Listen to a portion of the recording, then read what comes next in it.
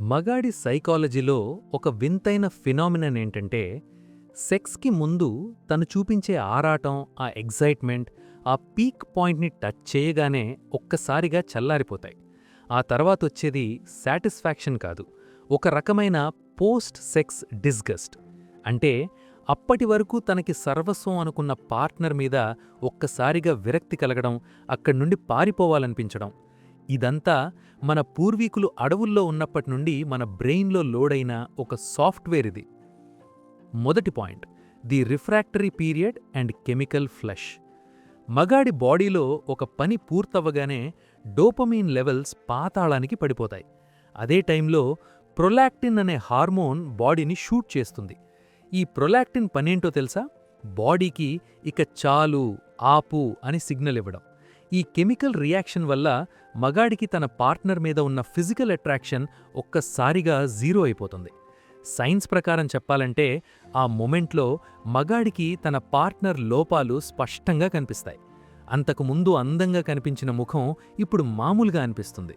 దీనికే పోస్ట్ నట్ క్లారిటీ అని పేరు. అంటే హార్మోన్ల మైకం దిగిపోయాక వచ్చే ఒక కర్కశమైన నిజమనమాట. ఈ విషయంలో సైంటిస్టులు ఎలుకల మీద ఒక ఫేమస్ ఎక్స్పెరిమెంట్ చేశారు. దీన్నే కూలీజ్ ఎఫెక్ట్ అంటారు.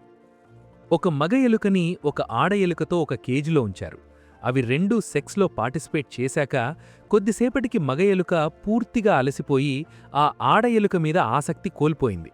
ఆ ఆడ ఎలుక ఎంత రెచ్చగొట్టినా మగ ఎలుక స్పందించలేదు. కాని అదే కేజీలోకి ఒక కొత్త ఆడ ఎలుకను ప్రవేశపెట్టగానే అలసిపోయిన మగ ఎలుకలో ఎక్కడలేని ఎనర్జీ వచ్చేసింది. మళ్లీ యాక్టివ్ అయిపోయింది. దీనర్థమేంటంటే మగాడికి ఉన్నది ఫిజికల్ అలసట కాదు, కేవలం ఆ పాత పార్ట్నర్ మీద కలిగిన సెన్సరీ స్పెసిఫిక్ సాటైటీ, అంటే ఒక రకమైన విరక్తి. కొత్త పార్ట్నర్ రాగానే మళ్లీ డోపమైన్ రిలీజ్ అవుతుంది.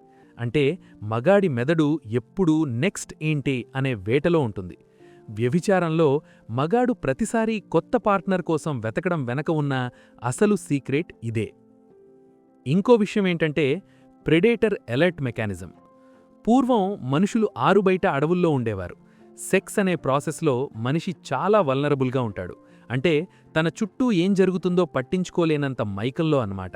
ఆ టైంలో ఏదైనా క్రూర మృగం వస్తే ప్రాణానికే ప్రమాదం. అందుకే పని పూర్తవగానే మెదడు వెంటనే మగాణ్ణి అలర్ట్ చేస్తుంది.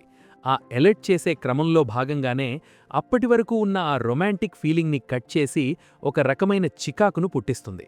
తద్వారా తను వెంటనే అక్కడ్నుండి లేచి తన్ని తాను ప్రొటెక్ట్ చేసుకునేలా చేస్తుంది. ఇదొక సర్వైవల్ ఇన్స్టింక్ట్. అయితే ఇక్కడొక ట్విస్ట్ ఉంది. ఈ పోస్ట్ సెక్స్ డిస్గస్ట్ అనేది అందర్లోనూ ఒకేలా ఉండదు. ఎక్కడైతే కేవలం ఫిజికల్ నీడ్ మాత్రమే ఉంటుందో అక్కడ ఈ హార్మోన్ల ప్రభావం తక్కువగా ఉంటుంది. కానీ ఎక్కడైతే ఎమోషనల్ కనెక్షన్ ఉంటుందో అక్కడ ఈ హార్మోన్ల ప్రభావం తక్కువగా ఉంటుంది. అక్కడ మగాడికి విరక్తి కంటే ఎక్కువగా తన పార్ట్నర్ని ప్రొటెక్ట్ చెయ్యాలి అనే బాండింగ్ ఫీలింగ్ వస్తుంది. దీనికి కారణం ఆక్సిటోసిన్ అనే హార్మోన్. ఎమోషనల్ బాండ్ లేనప్పుడు ఆక్సిటోసిన్ రిలీజ్ అవ్వదు, కేవలం ప్రొలాక్టిన్ మాత్రమే డామినేట్ చేస్తుంది. అందుకే మగాడు అంత ఫాస్ట్గా ఇంట్రెస్ట్ కోల్పోతాడు. క్లారిటీగా చెప్పాలంటే మగాడి బ్రెయిన్ ఒక వింతైన కంప్యూటర్. ఇది లాజిక్ కంటే కూడా ఇన్స్టింక్ట్స్ మీద రన్ అవుతుంది.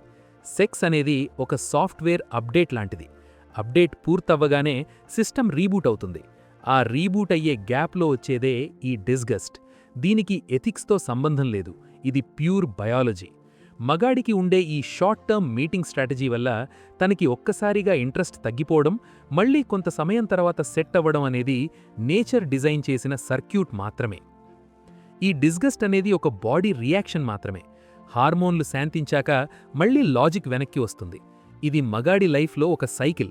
ఇంట్రెస్ట్ రావడం, పీక్కి వెళ్లడం, సెక్స్ అయిపోగానే విరక్తి కలగడం, మళ్లీ రీసెట్ అవ్వడం. ఈ సైకిల్ని బ్రేక్ చేయడం ఎవ్వరి వల్ల కాదు. ఎందుకంటే మనం ప్రకృతి కంటే గొప్పవాళ్లం కాదు. బట్ బయాలజీ మనల్ని నడిపిస్తుంది నిజమే, కానీ మనిషికి ప్రీఫ్రంటల్ కార్టెక్స్ అంటే ఆలోచించే పార్ట్ ఉంటుంది. దీని ద్వారా మనం మన ఇన్స్టింక్ట్స్ని కంట్రోల్ చేసుకోగలం.